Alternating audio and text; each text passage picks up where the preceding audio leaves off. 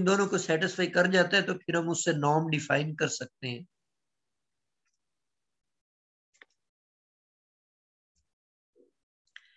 Next हमारे पास कुछ example है नॉर्म स्पेस की। तो सबसे सिंपलेस्ट एग्जांपल हम रियल लाइन की एग्जांपल लेते हैं। लीनियर स्पेस जो आर है ओवर इटसेल्फ, मतलब हमने आर को वेक्टर स्पेस मान लिया और इसकी फील्ड जो है वो हमने इटसेल्फ ही ले ली। मतलब फील्ड के जो एलिमेंट्स है वो भी आपने आर में से लेने और वेक्टर के जो वेक्टर्स है वो भी आपने आर लेने हैं। तो ये एक नॉर्म स्पेस होती है under the norm defined by the usual modulus. ये जो एब्सोल्यूट वैल्यू होती है कैलकुलस में भी हमने पढ़ी रियल नंबर्स के लिए। तो इस नॉर्म को आप बेस इस यूजुअल मॉडुलस से डिनोट कर लेते हैं। तो इस यूजुअल मॉडुलस के अंदर ये एक नॉर्म स्पेस बनती है जो रियल लाइन होती है। इसी तरह जो कॉम्प्लेक्स प्लेन होता है, ये भी कॉम्प्लेक्स नंबर का जो यूजुअल मॉडुलस होता है जिसमें हम जिसको डिफाइन करते थे कि इमेजिनरी रियल पार्ट का स्क्वायर प्लस इमेजिनरी पार्ट का स्क्वायर उसका स्क्वायर रूट। तो उस तरीके से ये जो कॉम्प्लेक्स प्लेन है ये भी एक नॉर्म स्पेस बनाता है।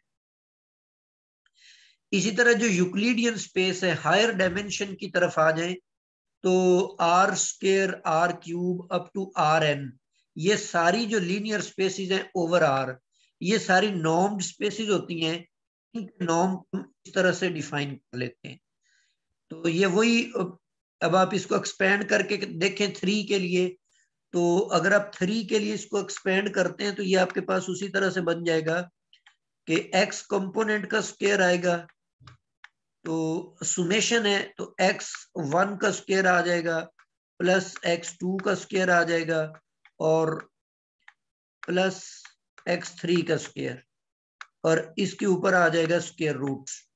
तो अब आप ये देखें कि ये वही जो आपको मैंने पहले बताया कि वेक्टर्स के अंदर आप वेक्टर का मैग्नीट्यूड निकालते हैं, ये वही फार्मूला बन जाता है।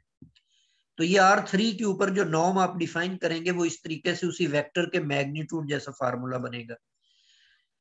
इसी तरह अगर आप CN कॉम्प्लेक्स ले लेते हैं नंबर्स, उस पर भी आप इसी तरह का नॉर्म डिफाइन कर सकते हैं।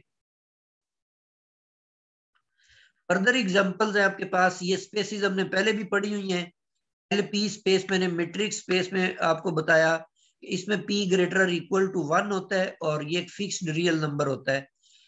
तो इसके अंदर हर एलिमेंट जो होता है वो एक सीक्वेंस होता है, और वो सीक्वेंस इस तरह का होता है कि उस सीक्वेंस के तमाम जो टर्म्स हैं उनकी अगर आप एब्सोल्यूट वैल्यू की pth पावर लेकर एक सीरीज बना लेते हैं, तो ये जो सीरीज है ये कन्वर्जेंट होनी चाहिए। दूसरे लफ्जों में हम ये कहेंगे कि ये जो एक्स एक्साई आई की एब्सोल्यूट वैल्यू की पावर p है, उन तमाम में ये जो सम है वो फाइनाइट सम आ जाना चाहिए, मतलब वो सीरीज कन्वर्ज करनी चाहिए। तो ऐसे तमाम सीक्वेंस इसमें पड़े हुए हैं। तो इसका मतलब है कि एलपी एक ऐसा सेट है जिसके अंदर तमाम ऐसे सीक्वेंस पड़े हैं जिनमें ये वाली जो सीरीज आप इन सीक्वेंस से बनाते हैं वो सीरीज कन्वर्जेंट हो। तो एलपी जो है ये एक नॉर्म स्पेस होती है with the norm defined by this formula. तो पीछे जो आपने यूक्लिडियन स्पेस में डिफाइन किया था उसमें यहां पर स्क्वायर था p की जगह और यहां पर स्क्वायर रूट था, तो ये pth रूट है उसका। तो यहां पर अब p नॉर्म है तो आप इधर p ले लेते हैं। अगर आप यहीं से L3 बना लेते हैं, p की वैल्यू अगर आप 3 ले लेते हैं, तो L3 के अंदर जो आप नॉर्म डिफाइन करेंगे वो नॉर्म कुछ इस तरीके से बन जाएगा जी। x वन स्क्वायर ले लेते हैं आप और प्लस x2 स्क्वायर, इनकी मॉड भी है, इनकी मॉड वैल्यू भी है, इसकी भी मॉड है। तो इसी तरह up to so on, sorry 3 लिया है तो p आप 3 लेंगे, ऊपर स्क्वायर नहीं आएगा बल्कि क्यूब आ जाएगा। और इस सारी सीरीज का जो, क्योंकि ये फाइनाइट है, इसका कोई सम एग्जिस्ट करेगा और फिर आपने उसका क्यूब रूट ले लेना है। तो इस तरीके से हम ये नॉर्म डिफाइन कर रहे हैं। फर्दर आपके पास एग्जांपल है सीक्वेंस स्पेस। इसके अंदर हमने सारे बाउंडेड सीक्वेंस लिए थे और ये भी हम ऑलरेडी डिफाइन कर चुके हैं। इसके अंदर जो नॉर्म डिफाइन करते हैं वो आप इस तरीके से करते हैं कि आपने जो भी सीक्वेंस लेना है तो उसकी टर्म्स की जो एब्सोल्यूट वैल्यू है उनके आपने सुप्रीमम फाइंड करना है उस सीक्वेंस में से। तो जो सुप्रीमम होगा वो आपके पास उसका नॉर्म आ जाएगा। एक एग्जांपल आपको दे देता हूं इस नॉर्म को थोड़ा सा समझने की खातिर। जैसे एक सीक्वेंस आप ले लेते हैं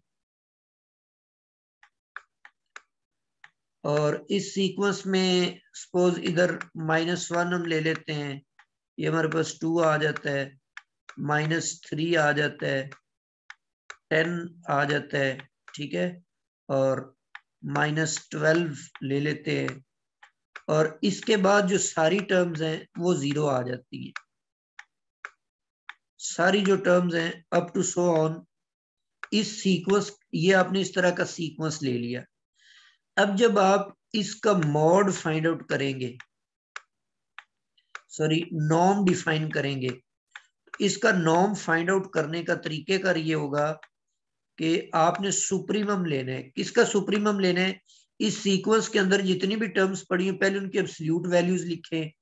अब -1 की एब्सोल्यूट वैल्यू +1 होगी, 2 की एब्सोल्यूट वैल्यू 2 होगी, -3 की 3 होगी, 10 की एब्सोल्यूट वैल्यू 10 होगी और -12 की 12 होगी और आगे सारे जीरोस हैं तो उन जीरोस को लिख दें। ठीक है, अब इसमें सुप्रीमम कौन आएगा? सुप्रीमम आपके पास आ जाता है 12। लो जी, ये आपके पास इस सीक्वेंस का जो नॉर्म है वो आपके पास 12 निकल आया।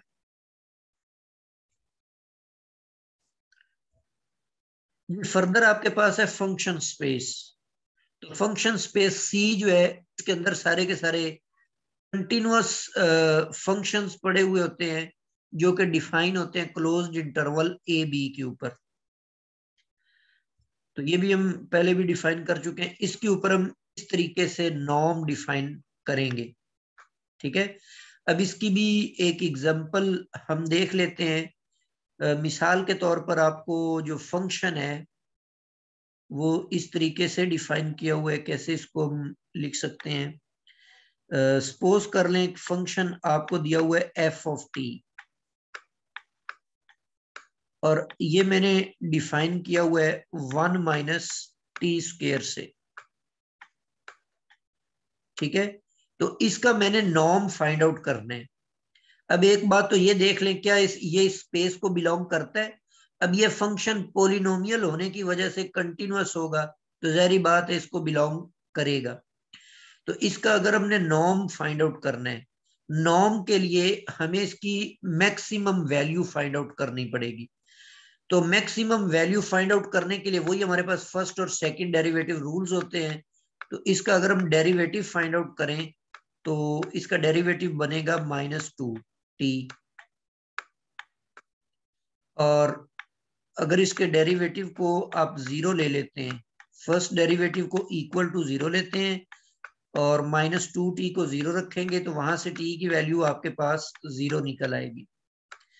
सेकंड डेरिवेटिव मालूम कर लें आप, तो सेकंड डेरिवेटिव इसका लेंगे तो वो आपके पास आ जाएगा -2।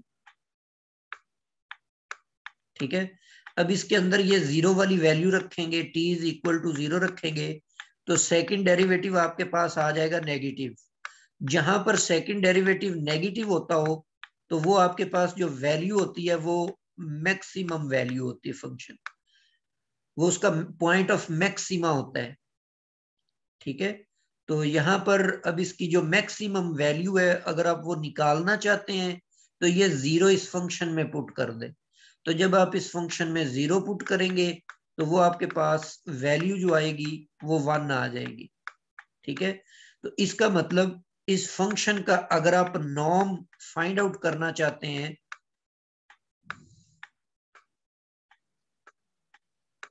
तो इस फंक्शन का जो नॉर्म है वो आपके पास कितना आ जाएगा? ये 1 - t² है फंक्शन। तो ये आपके पास जो नॉर्म है वो इक्वल टू 1 आ जाएगा। ठीक है, इस फंक्शन का नाम जो है वो 1 है। तो इस तरीके से जो भी आपको फंक्शन दिया होगा उसका आप इस तरह से नॉर्म फाइंड आउट